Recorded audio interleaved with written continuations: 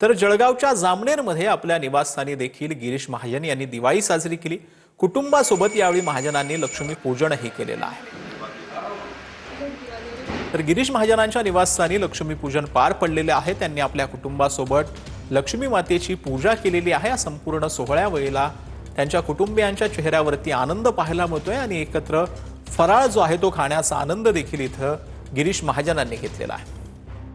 अतिशय साधेपणाने आम्ही ही दिवाळी यावर्षी साजरी केली आहे। कुठेही फार लाइटिंग नाही, कुठेही गाजावाजा नाही, कारण आपल्याला कल्पना आहे की यावेळेला आमचा बळीराजा, आमचा अन्नदाता हाही मोठ्या संकटामध्ये आहे। सरकारच्या वतीने माननीय देवेंद्र मुख्यमंत्री आहेत, 2 उपमुख्यमंत्री आहेत, आम्ही सर्वांनी भरीव पॅकेज, मोठं पॅकेज त्यांना दिलेलं आहे, मदत त्यांना केलेली आहे। तरी माझी सगळ्यांना विनंती आहे की आपलीसुद्धा जबाबदारी आहे।